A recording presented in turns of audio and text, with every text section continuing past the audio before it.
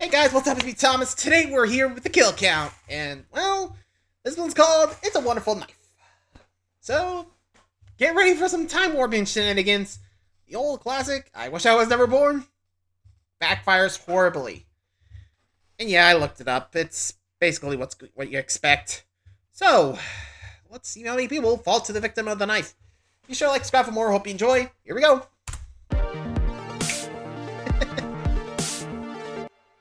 Merry Christmas and welcome to the Kill Count, where we tally up the victims and all of our favorite horror movies and show you ever made. I'm James A. Janice, and today Put it we're down looking to pat at this It's now. a Wonderful Knife. Released in 2023, It's a Wonderful Knife is the latest movie that puts a horror spin on a classic film. We've had Groundhog Day but horror, Back to the Future but horror, and Freaky Friday but horror. As suggested by its title, It's a Wonderful Life is a slasher take on the Christmas classic, It's a Wonderful Life.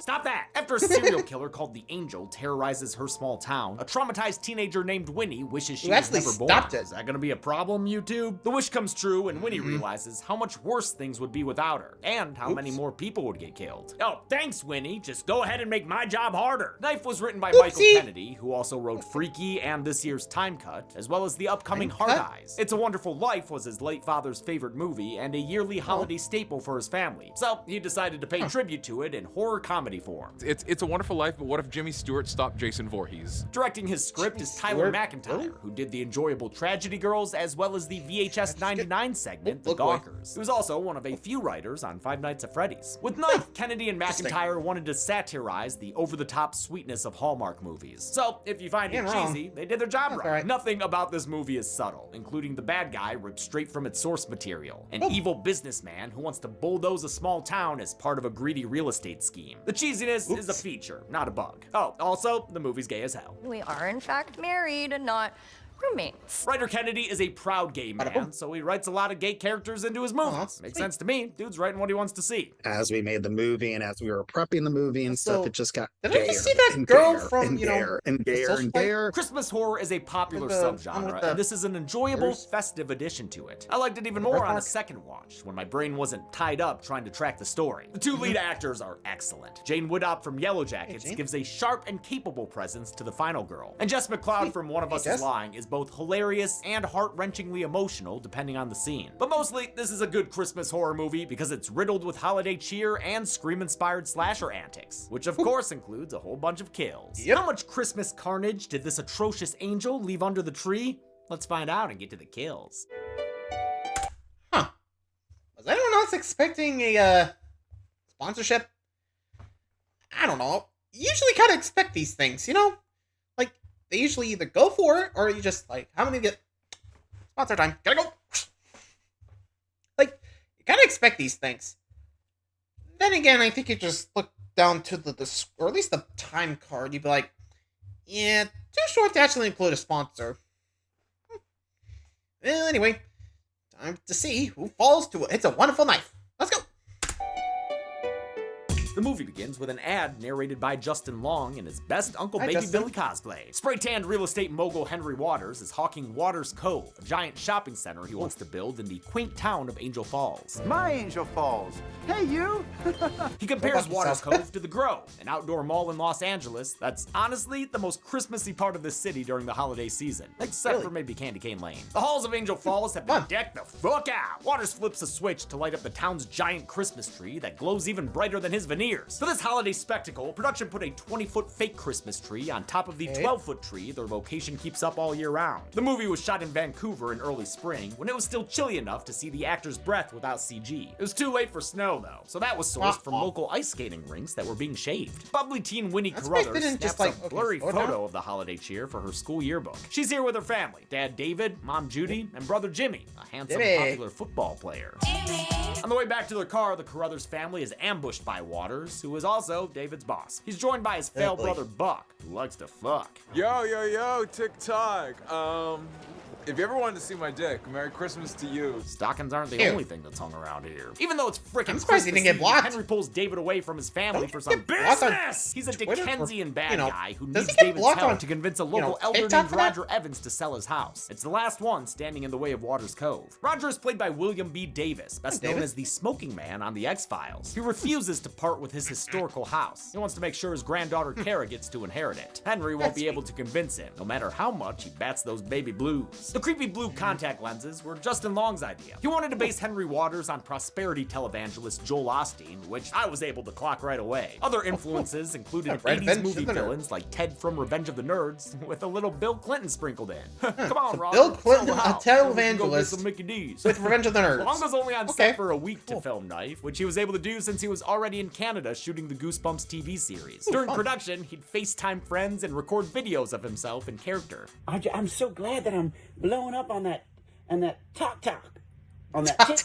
Back at the Carruthers home, Judy gives Jimmy a rainbow ornament in a show of cloying maternal support. For my gay son. The place gets gayer when Winnie and Jimmy's lesbian aunts arrive, donning Hey, all yes. their gay apparel. Aunt Gal is played by Canadian horror icon Catherine Isabelle, who's been in, like, so Ginger many Snaps, things, Mary guys, Mary, including Hannibal, Freddy Jason vs. Jason and Bones. Her character name, Gal Prescott, is an obvious Prescott. reference to Gal Ann Sydney from Scream, a major influence Yep, on this Scream, movie. baby. And speaking of influences, her wife Karen is played by Cassandra Now, last seen Yep, on the Kill influencer. Count influencer. Although she loves them, Winnie ditches her fam for her boyfriend's Christmas party. Get fucked up! Gail! Hell.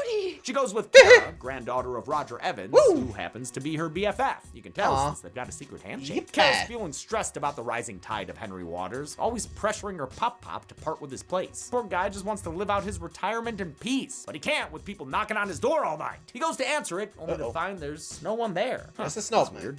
Hey! Oh, shit, it's Albino Ghostface! It's a masked Yeah, pretty killer much be dressed an like albino angel Ghostface. on top of the town Christmas tree. The Ghostface of Christmas present tackles Evans Jeez, to the poor ground and Roger. slits his throat. Our first victim on the count. It- The angel killer's expressionless mask was inspired by faceless porcelain Christmas tree angels. The motif extends to Makes his sense. weapon of choice, a dagger with wings on the hilt. His robe and gloves were inspired by Ghostface, naturally. Of course. During the writing process, they refer to him as Reverse Ghostface. The girls get to the party Yes, and meet that's up the way with her you go friend for it. Darla. Winnie waves at a shy girl across the room, Hello. but is warned against making friends with her by Darliana Grande. Ew. No. What do you mean, ew? Don't talk to weirdo. And that's not just What do you mean, loathing, weirdo? unadulterated loathing. Everyone at school calls her weirdo. Womp womp. The girls are joined by Winnie's boyfriend That harsh, Bobby huh? and her brother Jimmy. I love how being gay doesn't take away Jimmy's ability to be a himbo jock. Later virgins. Michael Kennedy partly nothing wrong based with that. Jimmy on himself, since he was also a queer athlete in high school. Makes sense to me, dude is tall and built. I was taken aback when I met him in person he's for big. Scream Dreams. The teens begin to pair off and head outside to hook Aw. up, but the angel killer wants in on Uh-oh. the action too. Kara's crush Eddie is the first to be killed, stabbed with a candy cane decoration mid-makeout, which is then shoved Whoop. through the back of his head and out his mouth. The killer stabs Kara through the forearm, and there's no one around to help her except that Kara. Greg way back there. Come on, man, call Danny or something. Kara flees down Oh, Candy Cane run, Lane Kara, and run. back to the party, where she cries out for help, but the killer catches up and turns her into a Oh. bloody window display. Yeesh. Damn. Thank you, Scream Queen. There she is. Winnie's a proactive best friend and fights the angel, breaking her camera against his face. Ooh. He chases her into the forest and is about to stab her in what looks like a Mortal Kombat stage when Jimmy Oh, tackles him to the Jimmy. ground. Finish him. He doesn't. The skidibblings skedaddle out of there, only for the angel to catch come up. on, He really? pins Jimmy down and gets ready to oh, turn him into oh. mincemeat. Careful, careful, Winnie careful. thinks fast, grabs a pair of jumper cables, and Christmas lights the angel up. With the killer dead, Winnie does the thing every he dead? final girl dreams of and takes off his mask. And surprise, it's It's Henry Waters. Waters. Only Yep. 16 minutes in, and Damn. he killed the killer and revealed Nice his job, Winnie. identity. I don't know what else to do at this point, except Title card? for maybe a title card. There you go. It's also a good time for a commercial break. This time, one featuring David and Jimmy. With Waters dead, Carruthers Family Realty has become the biggest name in town, bringing them local notoriety and Nice, wealth. Carruthers. It's Christmas Eve again, 1 year after Henry Waters' murder spree, and Winnie's not really feeling the holiday spirit. She's grieving her dead best friend, and she just got rejected from the photography program at NYU. Maybe you should have Ooh. learned to focus your camera when, or, you know, not still be using that busted-ass one. The rest of the Carruthers family Yeah, it does sound like Winnie is really starting to have survivor's guilt.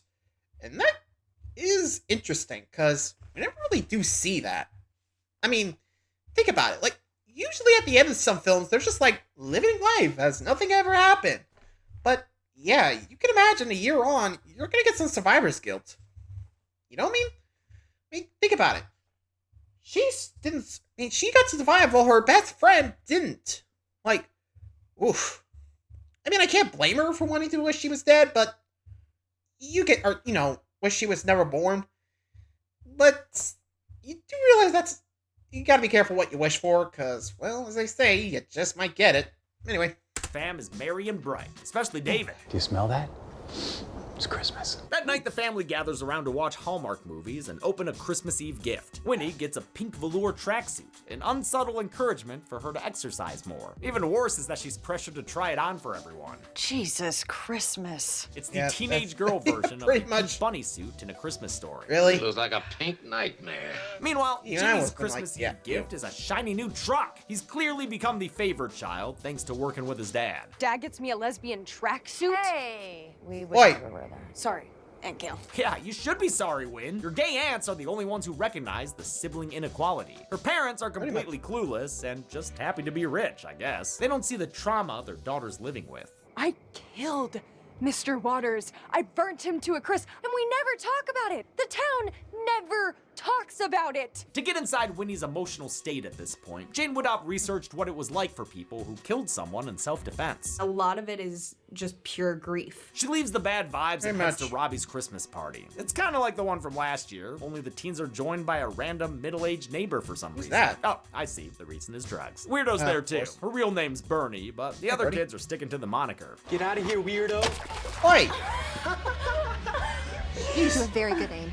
Winnie finds her boyfriend in the laundry room trying to stuff Darla's stocking. Oh. Turns out they've been hooking up behind her back for the past year. Merry Lord. shitness. Winnie tells them off and takes a walk, thinking about how she has no school, no boyfriend, and a dead best friend. Wait a minute, is that an Aurora Borealis? This time of year? Localized entirely in Angel Falls?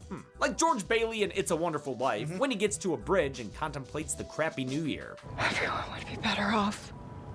And here we go. Never born. At those words, the aurora begins to glow bright green before the sky goes dark, along with all the surrounding lights. Winnie runs up to a nearby stranger to ask if he saw what happened, but he's not seeing much of anything. Not with that big old knife in his eye. The angel is here and he's killing again. So Winnie runs screaming until she finds a police car. It belongs to Buck Waters, who is now sheriff of Angel Falls. Oh, and he has no idea who she is. In fact, no one does. Winnie's wish came true, and she's now in a version of Angel Falls where she was never born. Because of that, no one stopped the angel's reign of terror last year. Without Winnie, the killer kept racking up bodies. The angel strikes every couple of weeks. Dude, you're the sheriff. Shouldn't you? Shouldn't you stop that? That dude got murked by a teenage girl with jumper cables. You're a grown-ass man with a gun. In this alternate reality, Henry Waters is not only still alive, but now the mayor of Angel Falls. Hi, I'm Henry Waters. Yeah, I think I see where this goes. Whoops. But yeah, still, you gotta feel bad for Winnie. I mean, she's the one that basically saved the day. You know? Yet she gets treated like this. No school, or at least friend's dead. Boyfriend cheated on her for a year. Her parents basically don't even treat her right. Sheesh. Not to mention, her school was like, nope. Sheesh. Play the hero. Good. Just doesn't work out for you, is it? Little Irish, sorry. I guess I'm much more Scottish, but you get the idea. But she's gotta feel bad for this kid. Anyway. Okay. Not really, dude. Winnie hasn't figured out what's going on yet, so she runs home to her family only to find a jingle hell. Her mom's drunk, her dad's depressed, and her brother Jimmy is dead. Without Winnie there to save him, he was killed last Christmas at Robbie's party. This new reality finally starts to sink in for Winnie after David does the Bizarro Universe's math. I had one kid.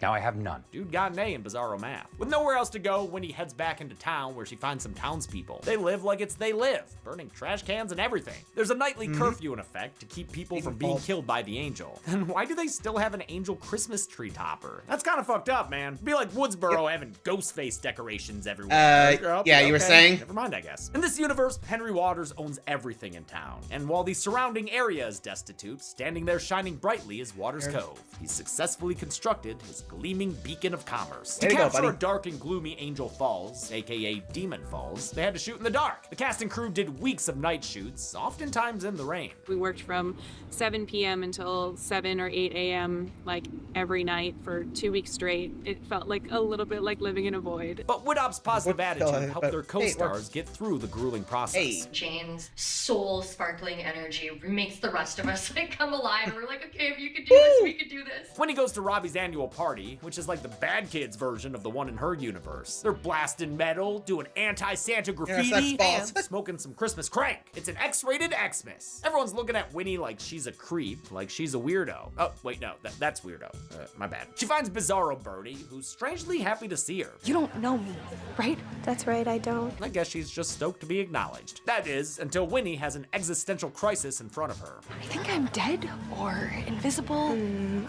No, you're still here. We all can see you, so you're not dead or invisible? Right. Seeing Darla and Robbie still together in this alternate reality is her breaking point, so she stumbles out into the snow, where guys are kicking each other in the nuts by the light of a roaring garbage fire. Wait, is alternate Angel Falls actually kind of cool? Angel Falls Prime has a saturated, classic Christmas look. It almost looks like it was made for TV, which is by design. Conversely, Demon Falls has a cooler palette and a dingier look. The snow has gone from fluffy and white to dirty and gray. The Christmas lights and red solo cups have all turned blue. And the landscape as a whole has a colder, more corporate feel. Kennedy was inspired by Back to the Future 2 for this tonal shift into a dystopia. It was like fun to kind of go from like syrupy sweet to like kids doing meth.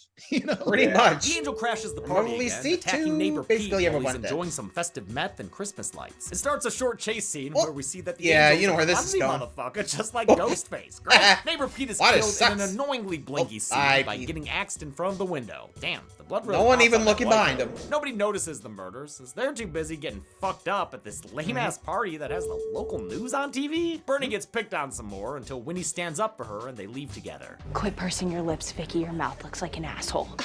Come on, weirdo. Let's fucking go. Asshole mouth. Hey, pucker up. Wait, no, that's a fart. Bernie takes Winnie back to her place to show off her fashion designs and murder board. But even with all that string, she hasn't figured out what Winnie knows, that the killer is their mayor, Henry Waters. Winnie explains the whole crazy story, Aurora Wish and all. They realize the murder victims in this reality all had connections to local shops that Henry Waters wanted to drive out of business. Guys like an R-rated Scooby-Doo villain. Bernie begins to question if Winnie's story makes sense, but that's when confirmation flies through the window in the form of the angel killer. The angel grabs Winnie, so she chomps into his arm and kicks him through a coffee table. Oh my God! Dude. It's enough proof for Bernie to buy all the go. way in. You're George Bailey. Will you be my Clarence? Absolutely. So, a little info for that line, since I'm guessing a bunch of you haven't seen the 1946 Frank Capra Christmas classic, It's a Wonderful Life. Which you really should, by the way. It's an incredible movie that completely holds up today. I'm serious. So basically, in it, a down-on-his-luck George Bailey finds himself in a similar situation to Winnie when he's visited by his guardian angel Clarence. He shows him an alternate reality where George was never born, and turns out everything sucks without George around. Clarence is a total sweetheart who helps George realize how valued he is. That's what Winnie is asking for from Bernie here. They head to the movie theater where Bernie works, which is screening A Christmas Carol. And I know what you did. I know what you did last Christmas? Please tell me we get to see some of that. Ah, damn. We're watching No, Christmas It's a Wonderful Carol. Life. Cowards. The girls settle in for a I'm not even sure what that was. and some hand-holding. Aw. Ooh, we must know. Can this movie go gayer? I know we just met, You know? but I have no doubt this town was better with you in it. Oh yeah, it can. When Winnie wakes up, Bernie shows her a new fixation board she made overnight. This one's about the aurora. According to local folklore, the lights are the spirit of someone who died violently. In this case, Henry Waters. His spirit sent you here, Winnie. Wait, Wait, why would his he do that? Just to kind of fuck with her? Probably. The aurora is starting to fade, and when it's gone, Winnie will be stuck here forever. Their plan is for Winnie to kill Henry Waters again and hitch a ride home on the magic green ghost energy. They figure the best way to get close to Henry Waters is to talk to the guy who knows him best, Winnie's dad. Or, in this reality, a random guy who doesn't know who she is. He shuts the door in her face, but Aunt Gal decides to hear her out. To win her over quickly, Winnie proves her identity with something only her niece would know. Your ass froze to the ground because you were rocking an Aguilarian thong at the 1999 Christmas Eve park party? And it works. She lets them inside, where a still drunk Judy is playing reindeer games with a boy toy in the living room. It's just like Clarence said. No woman is a failure who has friends with benefits. Winnie heads upstairs to find David women in his office/Jimmy shrine.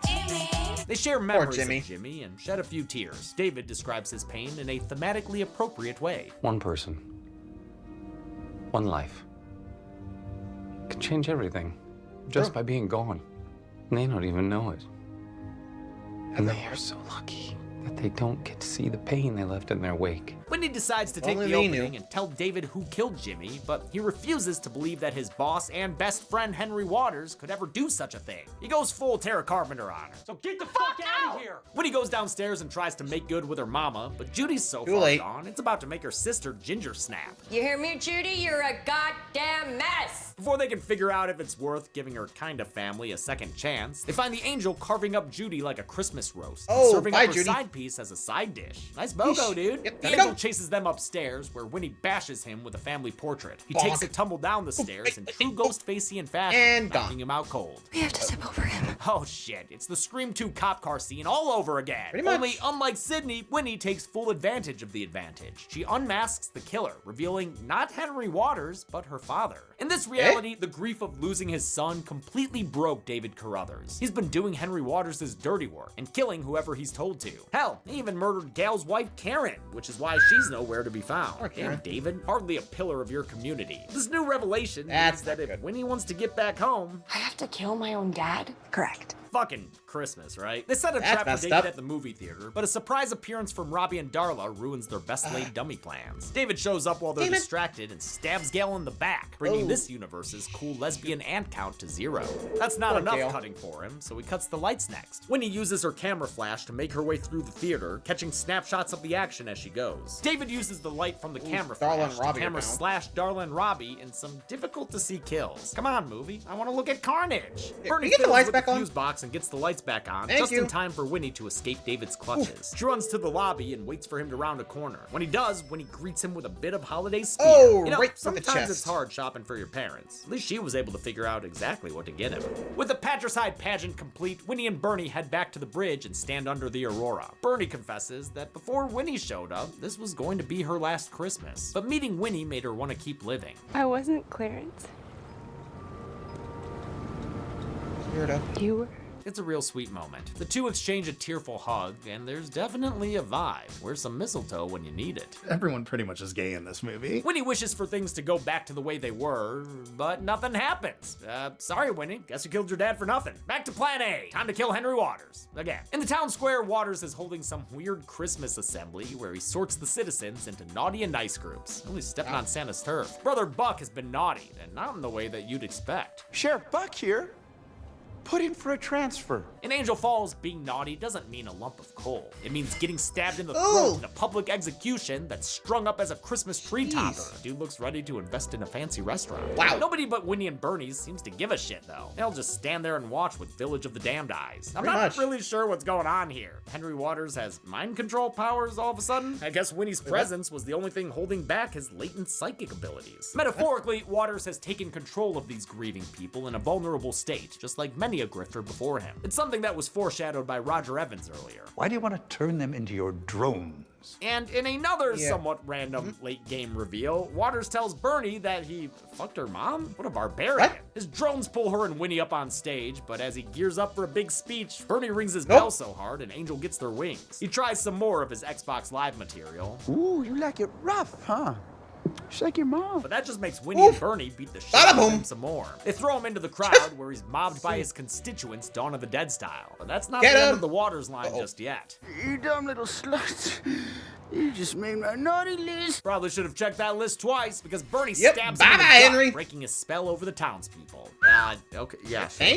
Now that Waters has gotten his shit rocked around the Christmas tree, the aurora glows bright green again, full of enough murderous magic to send Winnie back home. The girls kiss goodbye beneath the glowing night sky, which wasn't originally scripted. It was scripted at the end when we go back into the regular reality Yeah, from the the real alternate timeline. reality that we hug. But as the two actors began working together, Jane Widdop and Jess McLeod both agreed the characters had a romantic relationship. We could just tell, like there was romance there. And if anybody else had been cast as Bernie, it just wouldn't have worked. Director McIntyre picked up on her chemistry, and it all snowballed from there to give us this climactic kiss. Oh, that's nice. When he wakes up in bed wearing the pink tracksuit, she's back home, and she's so thrilled, she's not even bothered by the knowledge acknowledge that her dad is one family tragedy away from becoming a serial killer. Even though Relax. we're back in the big truck timeline, her parents are for some reason no longer douchey. In fact, they've gotten her a new camera for Christmas. Oh, that's sweet. Should have led with that instead of the tracksuit. Yeah, Winnie's elated until she remembers Bernie and her not-so-merry Christmas plans. She Oh. runs to her house Be right and back. bangs on her door and is relieved when a still-living Bernie answers it. Somehow, Bernie remembers everything that happened what? in the other Angel Falls.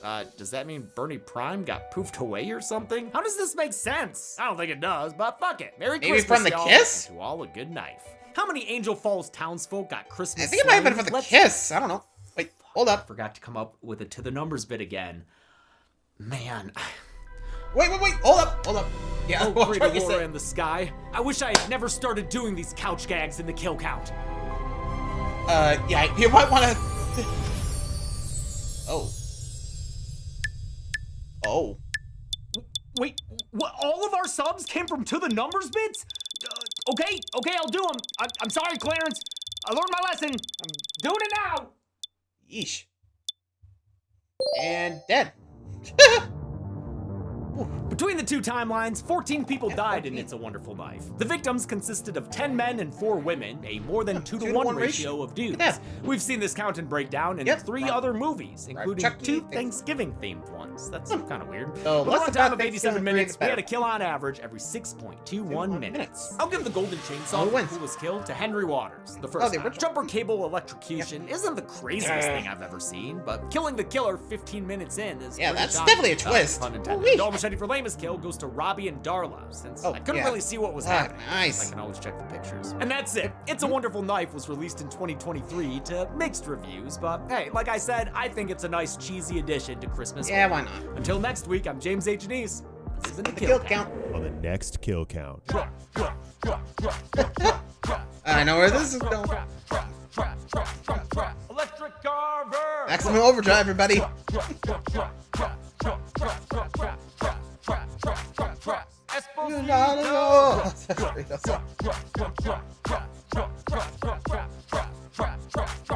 Stephen King, Yo! I have to do it. I'll stop. Maximum overdrive. There we go. Maximum Overdrive can Thank currently you. be watched on the pictured streaming platforms. Demi always recommends you watch the movie for and yourself before it's also, kill count. It's the only way to have your there own you go. fully informed opinion. 27th. So about 5 days away. I might be recording then, but we'll see. Anyway, Wonderful Knife. Interesting, I gotta say. But to each their own, as they say, so let me know what you guys think. Till next time, see ya.